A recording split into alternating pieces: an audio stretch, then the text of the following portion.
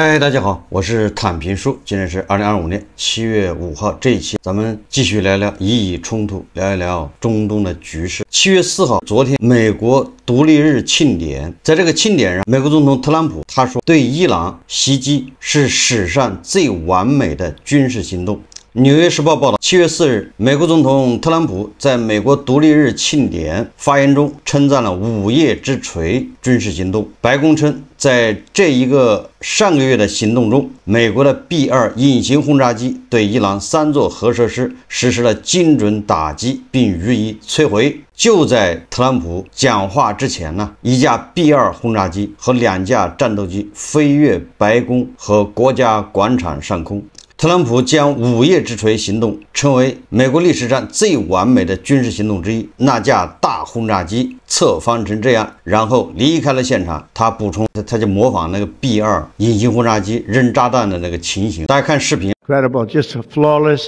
One of the most flawless military campaigns in the history of our country. They flew right over the center of a very hostile country,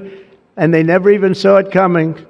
And then they said, skedaddle.They dropped the bombs. They said, skedaddle. And that big sucker turned over like this on its side and it got out of there. Hail at the twilight's last sleeping, whose broad stripes and bright stars, the rampart we watched.were so gallantly streaked. 尽管《纽约时报》还有 CNN 根据初步情报评估称该行动并非完全成功，因为评估结论认为伊朗的核计划并未被摧毁，但特朗普政府仍多次将该行动描述为成功。国防部长豪克塞斯在行动数日后更是痛骂媒体，称这些白左媒体处处跟特朗普作对，别有用心。关于伊朗的核问题，美国的鹰派战略家博尔顿他在《纽约时报》卷文发表自己对伊朗核问题的一个看法。他的意思，第一个就是要继续对伊朗采取持续果断军事优先的政策，也就是不服就打。博尔顿甚至对美以联手对伊朗这个混合双打表示满意但不满足，认为虽然袭击造成巨大破坏，但未能彻底摧毁伊朗的核能力，实属遗憾。美国不应幻想外交或经济制裁能改变伊朗，伊朗也不会放弃核武器追求，要完成摧毁，必要时继续动用军事手段。他尤其反对任何新伊核协议的想法，称之为白费唇舌，瞎子点灯白费蜡呀。这个博尔顿否定外交路线，强调利比亚式的彻底解除核能力。博尔顿坚持，唯一值得美国接受的结局就是伊朗实现利比亚式无核化，也就是全部交出浓缩铀以及相关技术设备，解散核科学家队伍，不留任何重建能力。他认为，在德黑兰政权不更替的情况下，这种彻底无核化不可能实现。言下之意，博尔顿认为要完成对伊朗的这个政权更迭，只要是伊朗的这个教士集团在台上掌握政权，那么一切这个无核化呀，都只不过是权宜之计。博尔顿说，伊朗国内反对派分散，政权残暴镇压，但如果伊朗更换政权，就有可能实现完全契合。美国应该公开支持这一过程。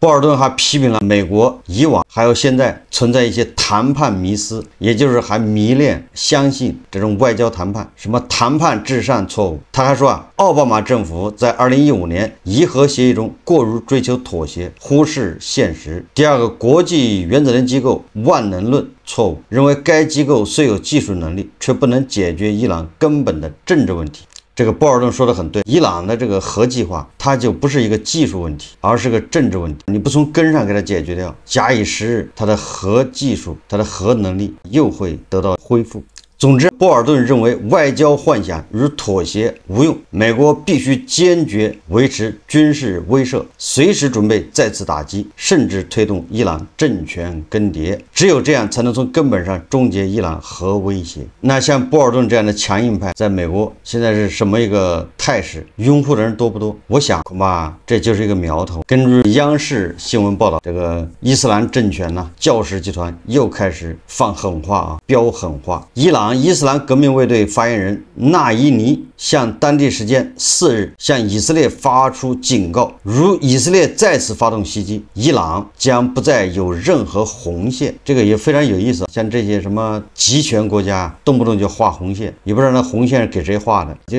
要说画红线，谁也比不上这个地包老人普京。普京说没有人比我更懂画红线。纳伊尼他表示，伊朗的快速反应打落了敌人的算盘，需要观察战争的目标才能知道谁输谁赢。总之，输赢的标准，对吧？输赢的解释权都在伊朗人手上，由伊朗人来定义什么样叫赢，什么叫输。7月4号，也就是昨天，大国的驻伊朗使馆再次提醒大国公民暂勿前往伊朗、以色列，说近日以色列与伊朗宣布停火，但地区局势仍存在很大不确定性，两国安全形势依然严峻复杂。外交部领事司和中国驻伊朗、以色列使馆再次提醒大国公民暂勿前往伊朗、以色列，已在当地的人员和机构尽快撤离或转移至安全地区。也就是大国最近几天连续提醒这个大国公民，这说明伊以之间战火是随时会触发。同时，以色列也没有放弃，甚至加紧对伊朗的这种宣传和攻心战。这个以色列的摩萨德向伊朗人发出信息说：亲爱的伊朗公民们，你们知道我们将极力确保你们的免受伤害，我们的战争是为了反对伊朗伊斯兰共和国的压迫政权，我们想提供一些指导方针，以确保你们的安全。这个摩萨德建议伊朗人，第一个，远离伊朗革命卫队人员，尤其是高级将领，因为他们随时会被斩首，也可能会误伤到你，也就是离伊朗伊斯兰革命卫队的那些高级官员远一点。第二个，远离伊朗革命卫队的基地，尤其是当你听到天空中传来类似割草机的声音时，也就是那种无人机飞行嗡嗡声。第三个，远离伊斯兰革命政权的那些车辆，那些车也可能会自爆。第四个，如果您附近有人突然接到伊朗革命卫队打来的电话和私人信息，请远离他们，说保持警惕，躲在隧道里保命的领导人正处于危险之中，请遵循我们的指示，可以保命。这是摩萨德在伊朗到处宣传了。这个摩萨德还说，他们在社交媒体上发帖子说，我们预料到了，但没有想到会这样到这种程度，说数百名现役伊朗革命卫队士兵和军官对这个政权感到厌恶，并向我们寻求帮助。他说，我们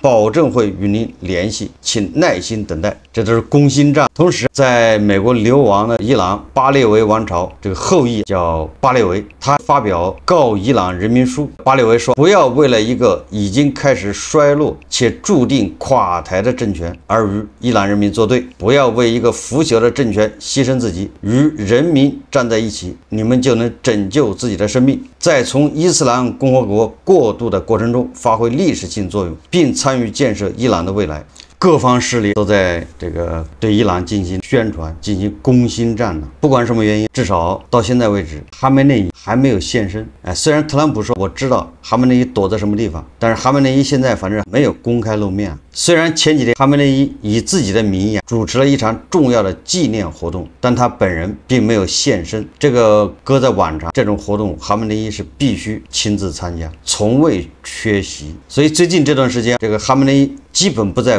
公众面前露面，他只是通过电视台发表全国讲话，实际上就是放录像这就说明哈梅内伊对自己的安全仍有顾虑，他知道自己不安全。他的敌人虽然有美国和以色列，但是他的敌人恐怕更多的是来自内部。所以伊以停火以后，伊朗国内就紧锣密鼓的开展了抓以色列间谍的这种运动。现在抓的间谍比这个以色列炸死的伊朗人还要多，很多间谍已经被判处了极刑。伊朗国内迎来了更黑暗的时刻，这个也是集权国家的一个通常做法一个惯例，就是外战外寒，内战内寒。一旦对外失败，必然用更残酷更严厉的对内镇压来平衡，两手抓，一手抓谎言，一手抓刺刀，借着抓间谍的这名义清除异己，打击对立面，杀害反对者，对所有人都可以扣上一个夷奸的帽子。可以扣上一个以色列间谍的帽子。这个伊朗的国会甚至要改法律，让间谍罪定得更加宽泛。间谍罪以后成为一个口袋罪，用简易程序可以随时处决。随着美国和以色列对伊朗进行混合双打，打击效果虽然说这核计划到底是什么一个损失或者什么一个影响，现在还没有定论，但是伊朗造成的失血，这个是已经显现了。根据媒体报道，随着财政压力加剧，作为黎巴嫩政治力量的真主党考虑减少武装投入。黎巴嫩的真主党武装经过一系列残酷打击后，一部分长期从事武装斗争的真主党人离开了中东，前往南美躲避，另一些人处于松散状态。黎巴嫩真主党在议会中的力量也开始削弱，特别是伊朗被炸以后，真主党的资金来源已经没有希望。真主党和伊朗不仅在物理上被隔离，也就是叙利亚已经变了天以后，叙利亚的军队以前是真主党的老朋友，现在已经变成了这个死对头。所以现在黎巴嫩的真主党武装人员已经在东西南北4个方向被困住，往西是大海，往北是黎巴嫩的叫基督教和逊尼派势力，他的后台他的靠山伊朗现在叫自顾不暇，泥菩萨过河自身难保，所以没有更多的钱输送给黎巴嫩真主党。这个黎巴嫩真主党很有可能不再革命了，消停一会儿，没钱了嘛。下一个就是胡塞武装，一旦胡塞武装没有了经费，他自然就是蹦跶不了几天。连这个哈马斯现在都吵着愿意谈判妥协，可见以色列打击伊朗之后效果是非常的明显。美国国务卿卢比奥最近他对打击伊朗的必要性做了一个阐述。卢比奥说，他说我们对伊朗实施制裁打击，是因为伊朗认为伊玛目马赫迪将会领导一场最终的战争来对抗西方并统治世界，这不是政治问题，而是关乎末日的预言。也就是在美国看来，伊朗的伊斯兰革命它最终会发动一场大战，这个大战是来针对非伊斯兰世界，也就是说美西方，并且他们这个伊斯兰政权必将统治世界。所以卢比奥说，这已经不是什么政治问题，迟早有一战，因为他的教义就是这样的。当然了，这个矛头是直指伊朗的伊斯兰政权。最后我们再看一看以色列的态度。以色列的国防部长卡茨他说，军队将制定计划，确保伊朗不再威胁以色列。这个以色列国防部长卡茨星期五，就是7月4号说，以色列军队必须制定计划，以防止伊朗再次威胁以色列。法新社报道说，据以色列国防部发布的一份声明称，卡茨在与军方领导人会议上说，军方当前的任务是制定一项执行计划，以确保伊朗不会再次威胁以色列。那你说以色列会是什么一个计划呢？这个卡茨补充到，以色列军队必须在情报和作战层面做好准备，以确保空军保持对德黑兰的空中优势，有能力对伊朗实施限制，并阻止其重建核能力。以色列国防部长卡茨他要达到确保伊朗不能再威胁到以色列，那第一个是他要彻底的解决伊朗的核计划，第二个要彻底的解决伊朗的是弹道导弹的能力。为了达到这个目标，那以色列的军队就要确保对伊朗的制空权，也就是以色列人的战斗机随时可以飞到伊朗去执行任务，进行打击。伊朗的上空不再设防，向以色列开放。当然了，伊朗的伊斯兰革命卫队，伊朗的哈梅内伊，他可以把这个解释为叫诱敌深入，要包饺子。等到以色列的 F-35战斗机越来越多的进入到伊朗的领空，那个时候再一网打尽，舍不得孩子套不着狼啊！国际原子能机构星期五，也就是7月4号宣布，已从伊朗撤出最后一批核查人员，因为围绕核查人员重返伊朗核设施的僵局进一步加剧。路透社报道，3周前，以色列首次对伊朗核设施发动军事打击，此后国际原子能机构核查人员一直未能对伊朗设施进行核查。国际原子能机构在推特上说，一个核查小组今天安全离开伊朗，返回位于维也纳的总部。在最近的军事冲突期间，他们一直待在德黑兰。外交官们说，自战争爆发以来，国际原子能机构在伊朗的核查人员已少到屈指可数的地步。鉴于伊朗官员和媒体对国际原子能机构猛烈批评，一些人也对核查人员的安全表示担忧。这个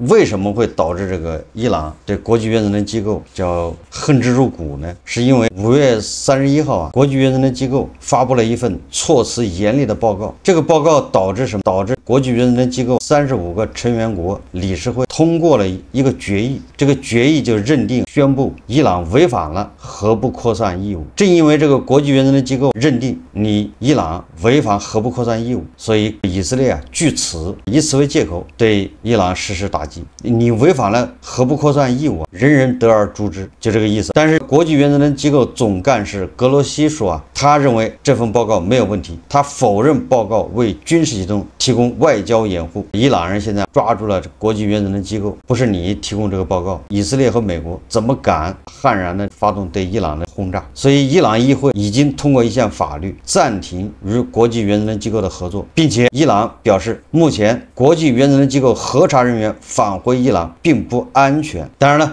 这个也有可能是伊朗的伊斯兰革命政权出于对内宣传的需要，所以他们在国内媒体上大骂国际原子能机构，各种终止跟国际原子能机构的合作，各种惩罚，甚至说国际原子能机构总干事格罗西只要一踏入伊朗，马上就被逮捕，宣布他为以色列的摩萨德工作。这是伊朗单方面的说法啊。但是国际原子能机构说，他说伊朗尚未正式通知任何暂停合作的决定。什么意思呢？也就是伊朗说的这些都是给伊朗人听的。伊朗伊斯兰革命卫队为了在伊朗国内树立一个强悍的形象，就像地保老人一样，是硬汉，是对内宣传的需要，他压根就没通知国际原子能机构说我们要终止一系列的合作。送神容易请神难，你把这个国际原子能机构赶走了容易，你再让他进来就难了。如果国际原子能机构不到伊朗核查，那这个谈判谈什么？没得谈的就是打，所以还得挨揍。好，我们这期节目就聊到这里，感谢大家收看。如果喜欢我的节目，欢迎订阅转发，也可以在下方留言评论，谢谢大家。